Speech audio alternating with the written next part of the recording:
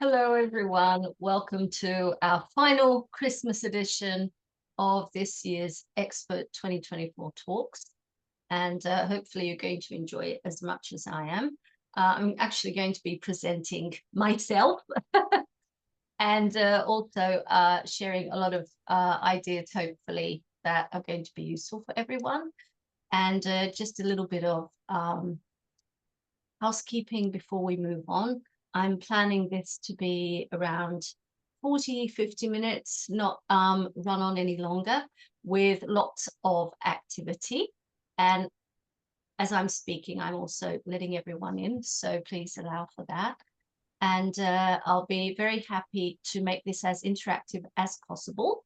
So if you can, do use the chat rooms, the chat box, and also have a look at who you will be able to interact with in this conversation. Hopefully it's going to be a conversation.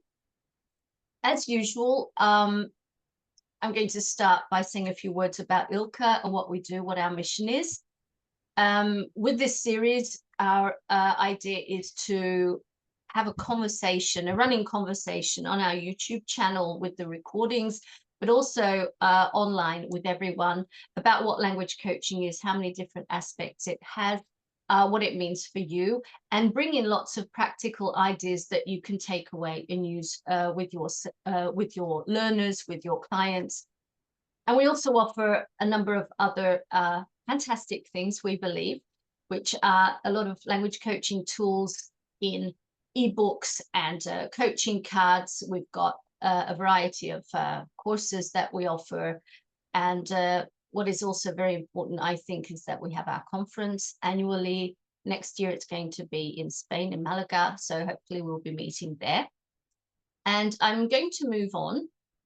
And we're going to have a look at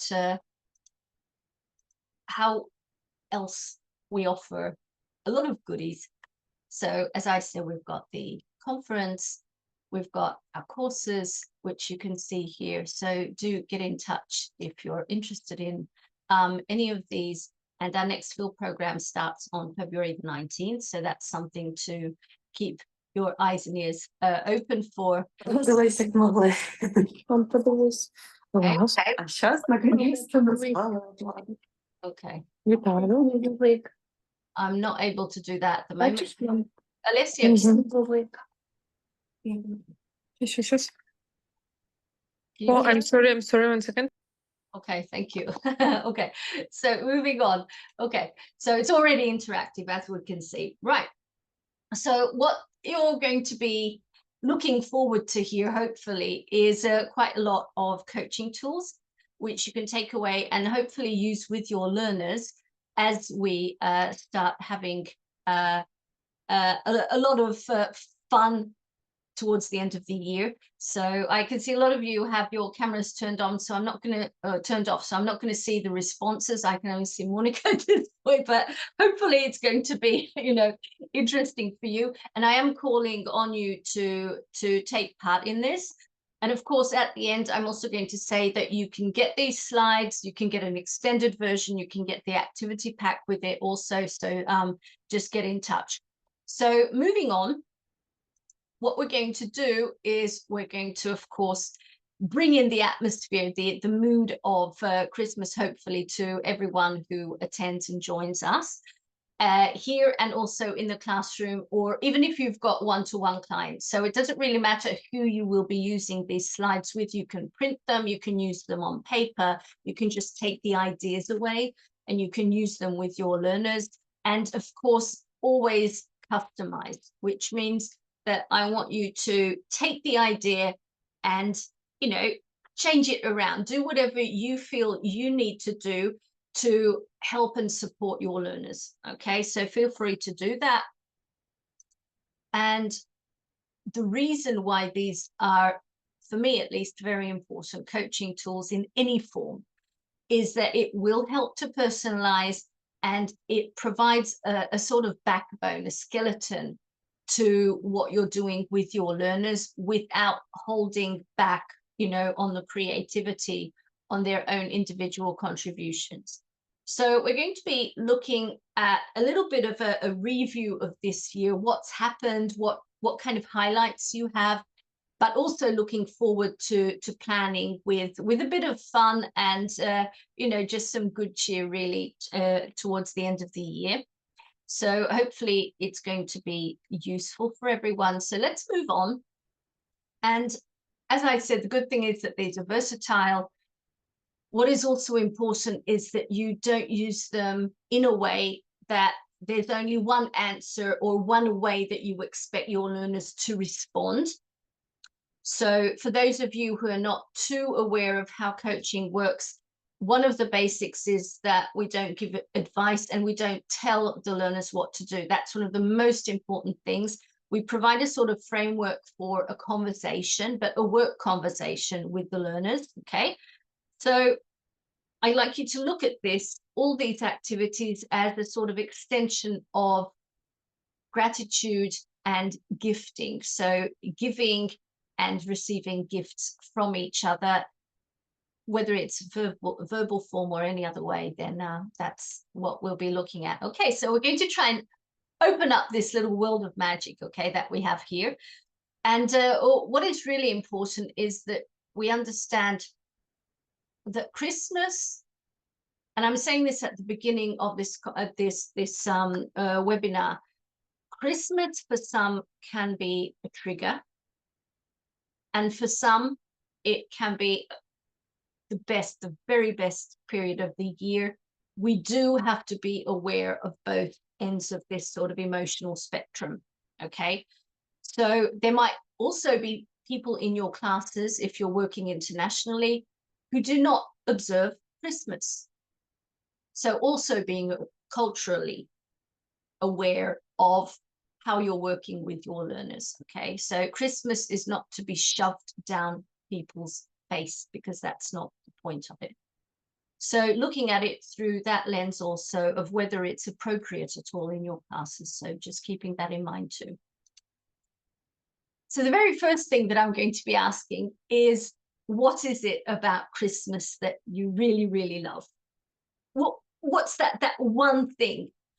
And I'm not going to ask you to share at this point. We're just kind of getting into it, okay? But I'd like you to just take a moment and really, really think about what it is you love about it. Is it the colors? Is it the smells? Is it the food?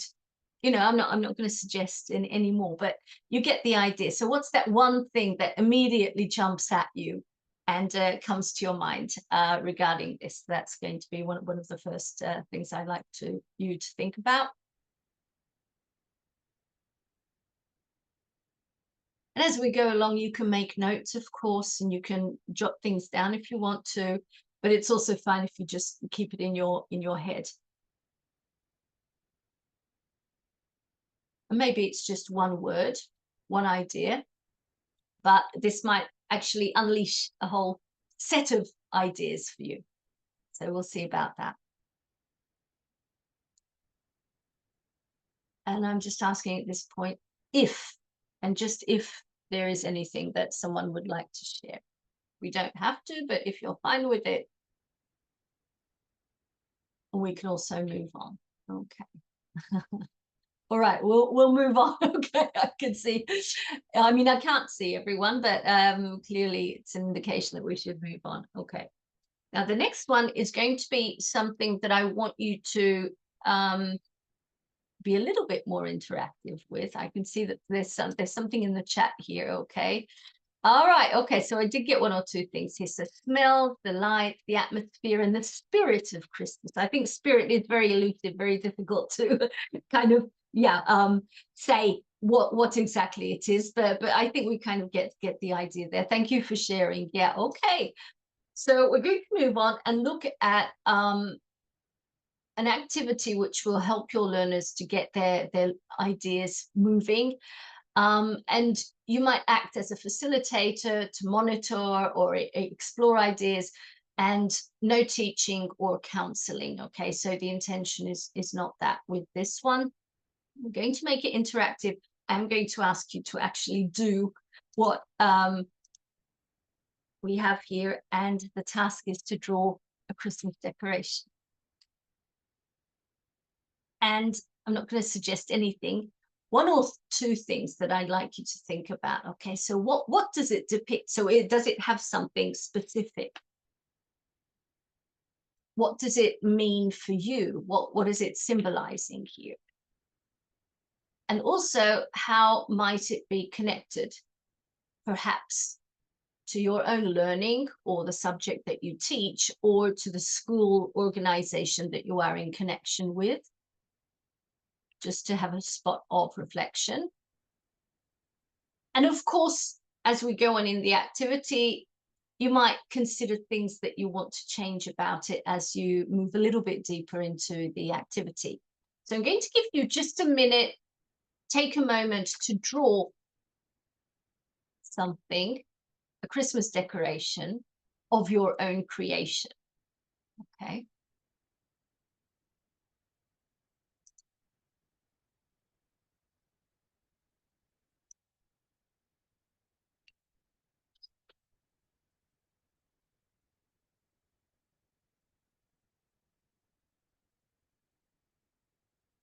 In the meantime, I forgot, but I'd like to introduce my little friend here, who's also here with me and is going to be very instrumental at some point, or not. I don't know. He's very quiet, but I really like his presence.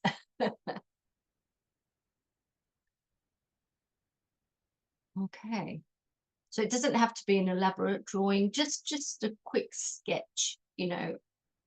And it would be amazing if we could see each other's, but what I'd really like is at least one or two people to share what you have drawn and tell us what the significance of it is, perhaps, and is there anything that you, as you were drawing, you decided to change about it. Okay, so it can be used for reflection, to work with your learners to create something fun. And of course, you can decorate the place where you are, or use it as a sort of, you know, this is my gift to you. So it's completely up to you how you plan to use this sort of thing. And you can always take in some extra sort of you know, paper, foil, pens, etc. So it's up to you how far you want to go with the creative part of it. Okay, so let's have a look here. Anyone okay to share? And as I said, you if you want, you can, you know, show the paper that you have in front of you, but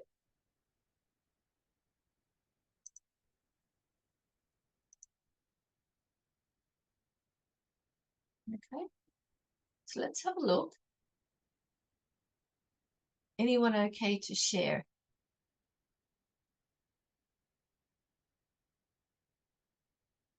No?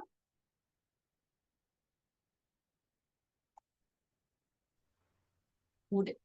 Okay, wonderful. There we have Amanda. Okay, could you tell us a little bit about that? Okay. Uh-huh. And can you please unmute? I'm going to ask you to unmute and just say one or two words about it. Okay. Bubble. The sort of global approach to Christmas, nothing specific, getting people together. I like that. Okay. So, and then when you added the questions, I put the zigzaggy layers. Symbolize layers of understanding and moving up in different layers. It also looks a bit like a Christmas pudding. Oh, wow. Okay, it does. So I would add extra layers, I think. Okay, okay.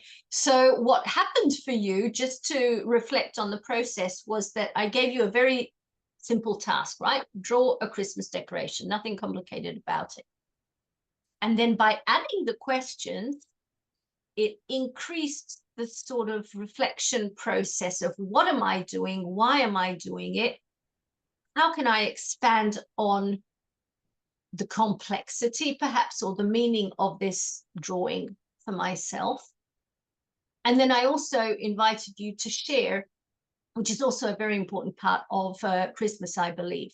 So it's part of that Christmas spirit that Monica wrote about, is that we share our ideas, we share, even if there's some sort of uncertainty or something that we are not quite clear about, and it's a safe space to do so. So thank you very much, Amanda, for sharing that. And I think it's also part of the Christmas spirit, that it's okay to just, you know, just talk about a little drawing, you know. We don't have to overcomplicate things in that way. Anyone else? Monica, you've got you said it's a Fortuna's basket. Okay, tell us about that. Because I think they can fill it up themselves with their creativity. Oh, okay. So I would not give them this basket as full, but to find themselves something what they can fill it up with. Oh, very good. Okay, so it's a kind of an exploration and discovery of what you can fill it up with. Yes, and maybe anytime when they look at them on the tree, they will remind them. Aha, okay. So it's something which is yet to be filled or fulfilled in a way, and it's there for the future. Yes. Oh, lovely, lovely. I like that. Okay, very good. Okay. And then we'll move on, okay, because there's still plenty to work with. So you kind of get the idea how you can work with this with your learners and explore different ways. You can also say not maybe a Christmas decoration, but something else that they draw, like the Christmas tree, and, you know, and then you can sort of check in with what the Christmas tree means for them, or it could be a present, how you would package a present. So would you have a huge big ribbon on top? Would you just keep it nice and simple? Would you go for something which is sustainable and green, you know, eco-friendly? So a lot of ideas, a lot of ways to approach this sort of activity. So not only with the Christmas decoration, but there could be something else that you draw. Okay, we're going to move on then and look at the next activity, if I can get there. And the next one is something which, again, you don't need to prepare a lot. I mean, you can print this sort of page if you want. You can get the little cartoon figure or some kind of, I don't know, icon or something. But it's the letter that you would write to Santa. Excuse me, I'm just letting people in here. Okay. So what is important here again is you're not asking for yourself. It's good for you as a teacher also to reflect on this. What would you ask for your learners from Santa, you know, whoever? But it's also a good activity for your learners to think about ways to do this. And I'm going to ask you now to put in the chat box just one sentence what you would ask for your learners at this point. Okay, I don't need a full email, thank you. I just need that one sentence. Okay.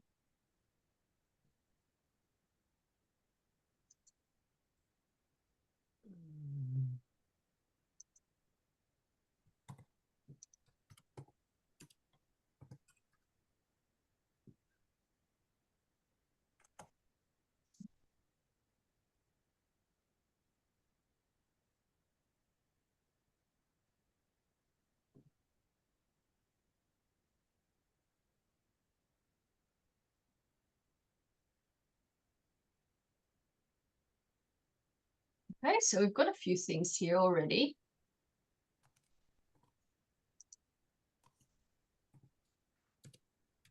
So the task. Okay, so there's one comment on the task of drawing a present is more culturally inclusive than the Christmas decoration. Again, it's up to you to see culturally what is it that's going to work better for you. So coming back to this letter, let's see, show their talents. self-confidence is something we want to wish for. Anna, you'd ask for your learners for the new year to bring them joy, energy, and motivation for the language learning journey. Oh, lovely. Okay. Strength and stamina. Very nice. Okay. So we're looking at the good thing about this activity is that it's going to bring in a lot of positive. People don't ask for, hopefully they don't ask for negative things. So they're going to ask for things. And the good thing is they might not be asking for themselves, but we're looking at all our learners. So it's a very, very inclusive sort of activity if you look at it that way.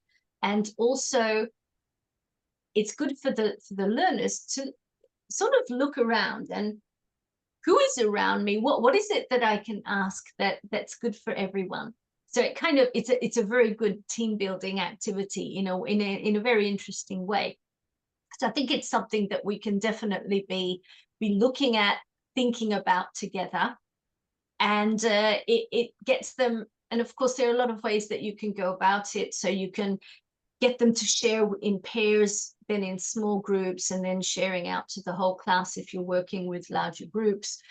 In a corporate environment, it can also be extended to, is there anything that you would ask for your organization, you know, and being maybe a little bit careful with that one. You don't know how it might work, but for some people it might work absolutely. Okay, so a lot of interesting things here. Would anyone like to comment on this one, or anything that's kind of on your mind at this point?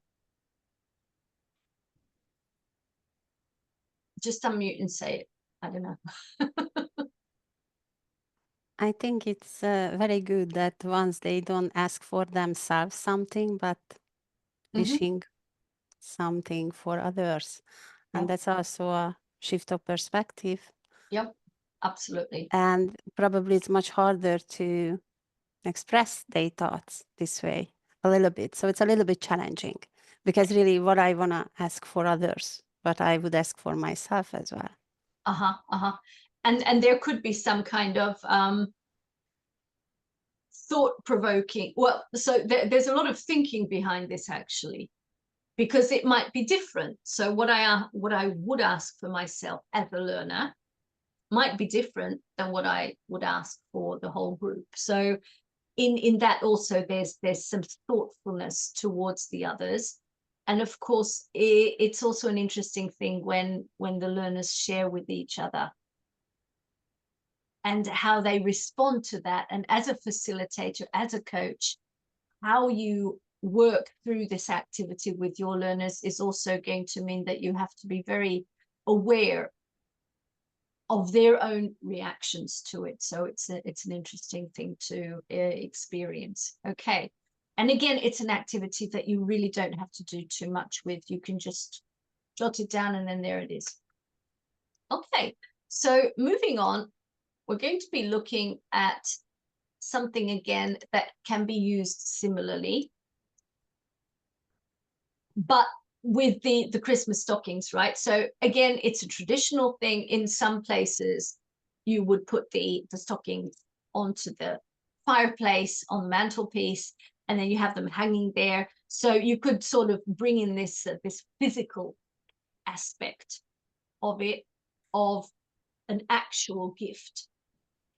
And again, it gets them thinking about, so the Dear Santa one would be a more, how should I put it, a more theoretical thing. Like I would give them the things that you put in the chat box were more elusive, so like confidence and strength on their learning journey, etc. So those things immediately came in for you, and maybe those are the sort of things that your learners would bring into the picture. But here we're looking at specific gifts. And we're in the future, we are in the land of wood. So what would you give? It's not about, okay, how much money do you have? So the whole thing is not about financial aspect of giving. It's more about, oh, I would love to give the class a new set of shelves, or I think it would be really good if everyone had their own headphones in the corner, so when there's listening, you know, anything could come up. And actually you could use it as an activity to create a better learning environment. So it's up to you how much you tweak this question itself. And you might actually, your learners might come up with some fantastic ideas. So again, it depends how you want to calibrate it. Again, I'm going to open this up for discussion if there's anyone who would like to share ideas here at this point, something that this brings up for you, or you have something that you would change and you think it would be a great idea, and you've got a specific learner that you would like to use it with, etc. Again, keeping in mind that not every activity works with all your learners. In fact, they shouldn't. That's the whole point. That's why we have a lot of different ones here. Anyone who'd like to share? Yeah, listen. Now I have the idea to bring real stockings to our offline class, and even to write down sheet of papers, like, and to present to each other. Yep. Okay. This is Yeah. Actually, I thought what kind of presents to buy for my students, for my adult students, and I think it would be great. Oh, wonderful. Okay, so to kind of introduce it in this way. Yeah, it would be nice. Okay, very good. Thank you very much. Anyone else been inspired perhaps in some way? Okay, we'll move on. Okay, there's plenty more. Okay, so there are two different ways that you can approach this kind of sense of maybe we can use this as kind of a reflection, because it's the end of the it's the end of the year, and it's the start of the, let's say, the new year. So we can use this as a reflection, or maybe as a check-in with the learners. So we can ask the learners, what can we as teachers do for our learners? Like, for example, how can we support them in overcoming some challenges in learning? Or maybe we can ask them, how do you celebrate your progress? Or in that way, maybe we can use this as a kind of a reflection through questions. Okay. Asking the students, what can we do as teachers? So maybe we can ask from Santa, what can we do for our learners, in a way? Wonderful. Okay, so you're kind of flipping it a little bit, and you're asking to say what they think could work for you as a teacher or trainer or coach, whatever. What can we do as teachers to help them, to help the learners? So they're not they're not giving suggestions or a recommendation to us, but they are asking Santa, what can we as a teachers do for them? Okay, wonderful. No, I like that. And you can, of course, always change the stockings or these Christmas stockings to a basket and pieces of paper, and just go around. Everyone throws in their piece of paper, so there are a lot of different ways that you can work with this sort of activity. So yeah, no, I like that very much. Thank you very much, Branka. Okay, moving on. Now this one is, I think it's connected to what we just heard a little bit. Again, it's this sense of gratitude of what we are grateful for. And most of us here are language coaches, I presume, or language teachers, trainers. What is it that the learning of this language or any other subject give to you? And that's the question that you ask your learners. And you can't really go wrong with it. Again, it's going to be something which is very, very positive. And we're going to be looking at something where your learners, again, are going to come up with a lot of positive ideas. And we need to make sure that they feel comfortable and very much aware of each other in this space together, that it's okay to say things here. We can, there's no problem. We're not going to say, oh, that's a silly idea. So we've also got to be very, very aware of how we respond again to the answers that we get. So we should sort of embrace them. I don't like that word, but I'm going to say it here. So we have to embrace them and foster them. Okay, ChatGPT loves using these words. That's why I'm careful with them. But I think they kind of work here. Okay, so this could be something that you could ask your learners. I'm going to ask at this point, how many of you would be willing to ask this sort of question? Again, it depends on you're working one-to-one with someone or with a group, but would any of you be willing? Just a quick yes or no. Okay, so would you be willing to ask this sort of thing? Okay, I've got one yes. Okay, yes. Okay, yes. All right, wonderful. Yep. All right. Okay. Hi, Olga. Yeah. So yeah. So it's the kind of thing that it's again, no preparation. You can just draw a big heart on the whiteboard or on a piece of paper, and everyone, we're going to be talking about something which is important to just to give and support each other. Okay, any alternatives to this? So anything that you would twist here or change? Can I speak, Gabriella? Sure. Hey, Yeah. hey. Yep. No. Say, no, I just wanted to see if it was the chat or something. Okay, so I actually try to normally do this, ask this question to my learners on our first session, like in this after the connection session. Mhm. And I always like to ask them as well, like what does learning the language subject give others around you, like your family members, the people around you, your worker, your colleagues, your coworkers, and so on. Yeah. So that it's not only just in themselves, but also thinking about how it impacts the people around them. Very good. Okay, so we're kind of looking at this circle of connection and also impact, right? So how many other people are affected by the fact that we are learning, that we are in a learning community or environment. And for example, if you think about yourself and your work, how many people is that affecting around you? I mean, I know that my family has to keep quiet now.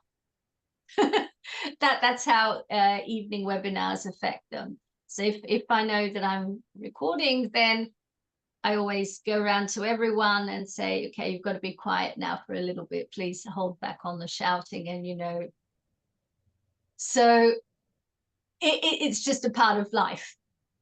And when your learners are learning, then they might be actually taking away time from the people that they love or would really love to like do the cooking, but Monday evenings they've got English and they can't. So the family needs to appreciate that, honor that, take into account that the schedules are going to change. Needs and expectations might be shifting around a little bit, depending on the goals, of course. So also in workplaces, one thing that I've noticed is, on the one hand, an organization gives the learners the time and the opportunity basically to study.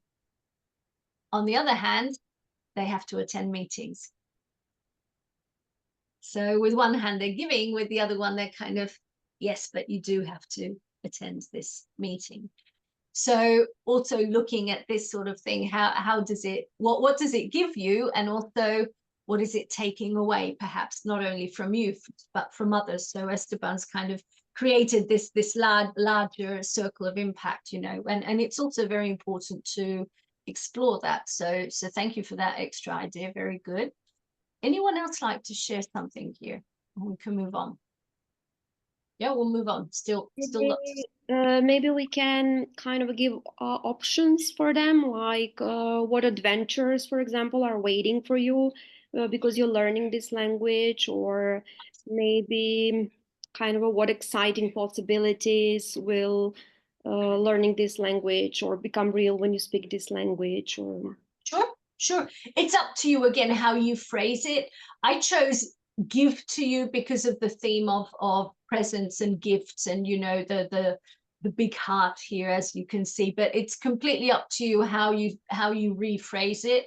I think the basic idea is still going to be there of what the learning means for you, how it's affecting you now and in the future. So absolutely, yeah. Thank you for sharing that. Okay, we're going to move on. And we're looking at something, anyone who knows me knows I'm a big fan of the SWOT analysis. I don't particularly like the T as in threats. I like challenges more, but there we are. What we can see here is a Christmas themed SWOT analysis. It's a management tool. Lots of trainings use the SWOT as the kind of needs analysis in a way. What I think could be a fun thing is to imagine or actually draw it as the 4 rooms of a gingerbread house. And the gingerbread house, again, in some cultures, they know what it is, in some not so popular. So you could come up with, and I'm drawing on your experience and creativity here. If not a gingerbread house, how could you depict, in what way would you depict the 4 quadrants of the SWOT analysis for a sort of Christmas themed twist? Any ideas welcome again at this point? 4 windows. Okay.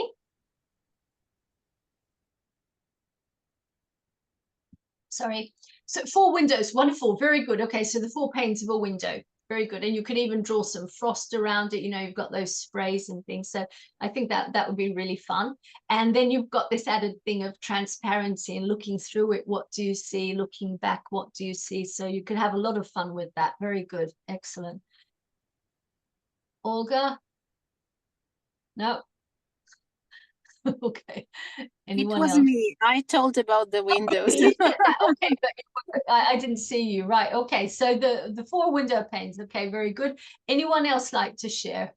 If it's not mandatory to have the shape, then I would prefer the figures, maybe like Santa or Okay. the elf, or maybe one could be the opportunities, a reindeer, and the 4th one, maybe the threats can be Santa's sack. But you know, if Ooh. for children. I see. Okay. So not boxes. It could actually be boxes also, like presents, right? Boxes, gingerbread house, windows, but also figures. So these typical figures in the sort of typical Christmas symbolism that we have. Opportunity could also be a letter, maybe, you know, so it's up to you really, your creativity and what you come up with. So definitely. Okay. How many of you would try this one with your learners? Again, it's a very good reflection tool. Get them to discuss together, you know.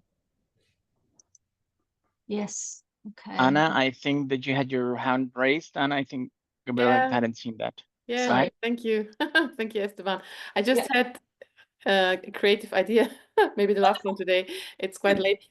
When we do everything with gingerbread, our kids love to, you know, use this icing you made out of sugar and maybe a little bit of lemon juice, so everything holds together. So this might be my question: what holds your gingerbread house together? Because when the icing gets hard, it's like really, you know, stable, the house. So I would ask, what can we use to, you know, put the different parts of the house together so it really holds future? Lovely. Oh, I love that. No, very good. See, this is why I love these sort of brainstorming activities, you know, because we collectively we come up with much more. And this is really the point of having doing these activities with your learners, that together you're going to enrich each other.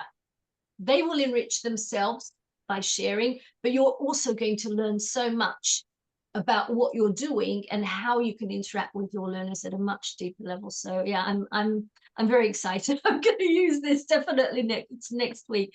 Okay, thank you very much for that. Okay, so moving on, we're going to be looking at a slide where we look at understanding ourselves a little bit better and from a unique perspective, I think.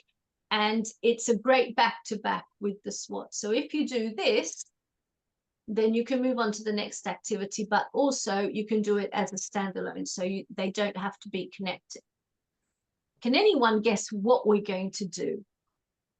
Any ideas? I don't think so, to be honest, because it's my kind of twisted imagination, but we'll see. Okay, so it's connected to one of the quadrants.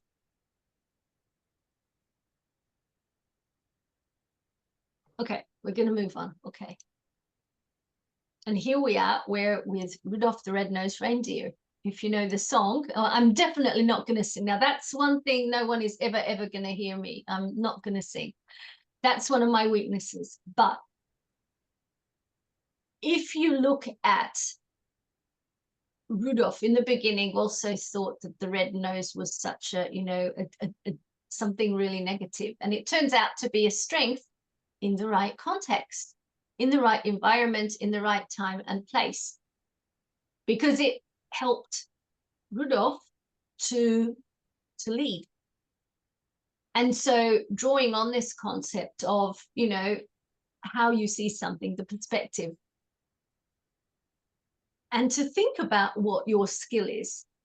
Very often, if we think about, myself included, introverts or people with some sort of learning disability, they might look at themselves as kind of less. But we also know that less is more. So what we could be implying here is that there's something hidden there, maybe. There's something there in you, which is definitely a strength. And for me, it's that I love visualizing everything, and I love spending a lot of time with my slides, for example. And it turns out it can be a great strength if you're presenting. Otherwise, it's not. But when you're presenting, it's a big advantage, right? So again, it depends on that. Please share in the chat box here again anything that you think that your learners might put in here. You can think of specific learners, or just in general, what kind of things you would expect your learners to write for this. Let's have a look, one or two things. Christmas tree. I'm not sure about the Christmas tree. Anna, what do you mean by Christmas tree here? Sorry, it was my guess for what we will be doing next. Sorry. Okay, so I was like, that's a strength, okay, but okay. So I'm a tree. Sorry. Even your own, okay, anything that you would put in here.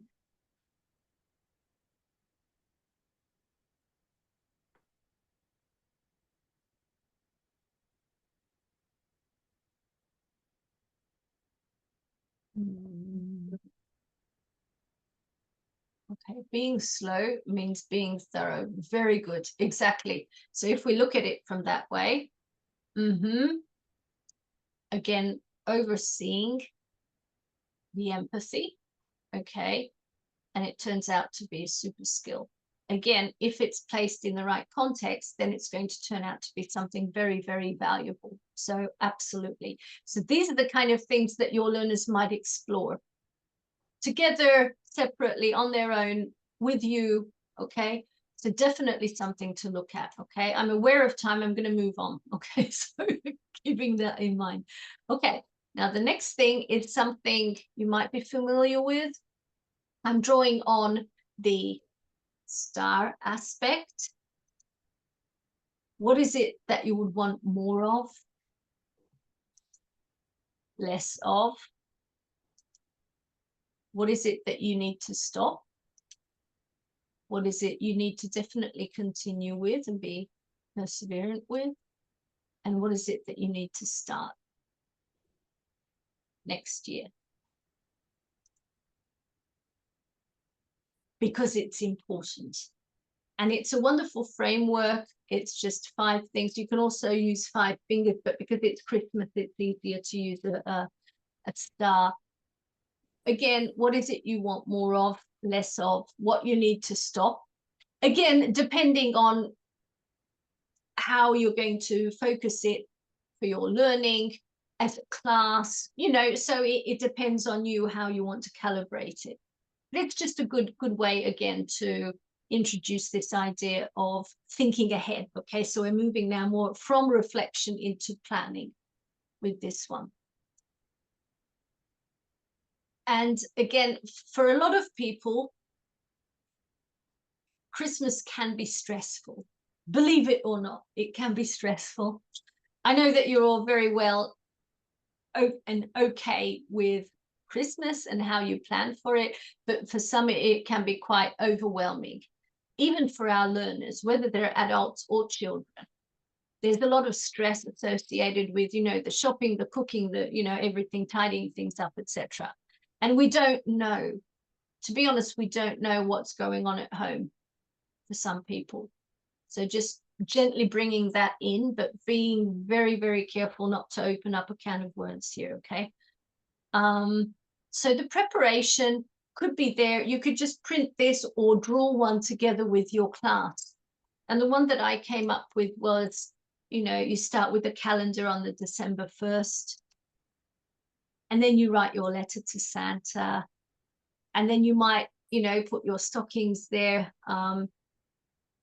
and start the decorating, the shopping begins, and then you're actually putting things on the tree, decorating the Christmas tree or the home. And it turns cold, perhaps. You start, you know, your clothes also reflect perhaps some sort of Christmas cheer. And then, of course, you've got the Christmas dinner or lunch or, you know, whatever. And then finally, you've actually got the Christmas Eve or the Christmas Day and Boxing Day, etc. So you could come up with your own sort of Christmas map of what kind of things, what sort of activities you're going to do, either together or, I mean, some part of it together or separately, how you build up towards Christmas as a group, as a class with your learners, or how they do it at home, sharing, you know, different routines and habits. And, you know, again, it's that opening up perspectives for everyone, being aware again that for some, it might not be such a great holiday. Perhaps, you know, you don't know what's going on with parents, family, etc. So treading very, very carefully. Okay. So that's also one thing. Another thing that I love, you know, Christmas lights. Every year you can look at the picture at the bottom right-hand corner, they get tangled, right? No, it doesn't matter how you put them away, they're going to be tangled. And I thought of this as, you know, you need to untangle them every year. And this concept of untangling. So you could be looking at what is it that you've managed to untangle this year? What do you plan to have? And each light can represent something. So you can, you know, what color is it? How bright is it? How long is that piece of cord, or I don't know, that you're going to have the Christmas lights on? And for next year, how do you plan to keep things lit up? You know, so just this sort of very bright and light idea of working with the lights in a different, what shape would you like to have with the, you know, so a lot of different ideas here.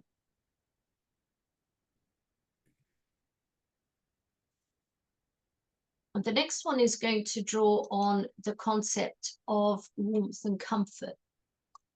And the question could be, what is it that brings warmth and comfort for you?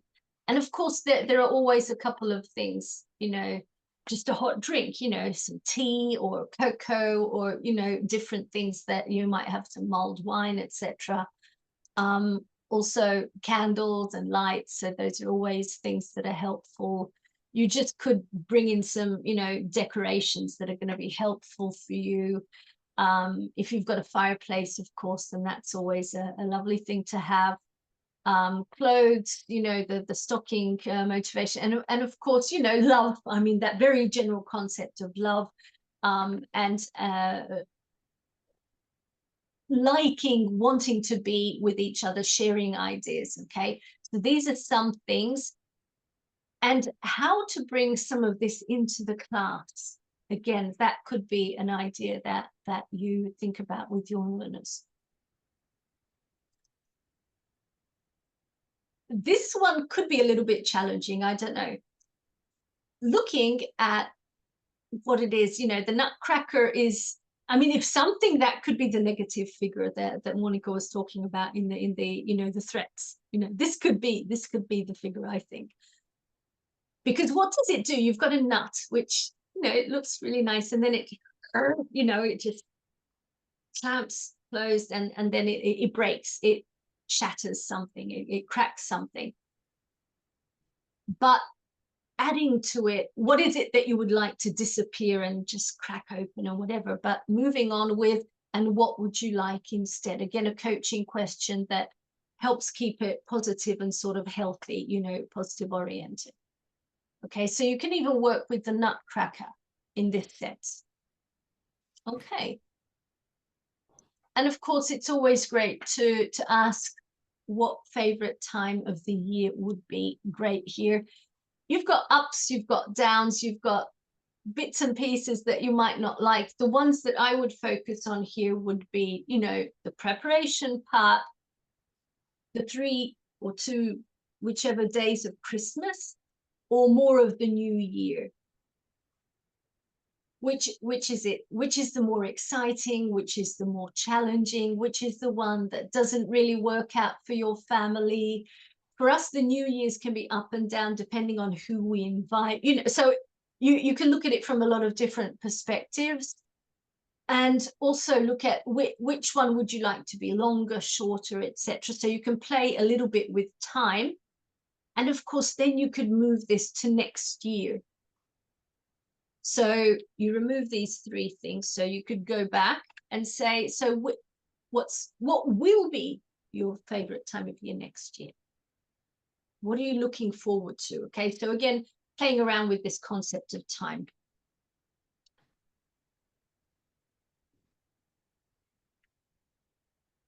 So as we close today, my question is, what's your gift from today? What is it that I have been able to provide or give to you as a sort of end of year gift? And you can share by saying or just writing it in the chat box, whichever. I'm very happy to hear if there's anything that has kind of caught your imagination here.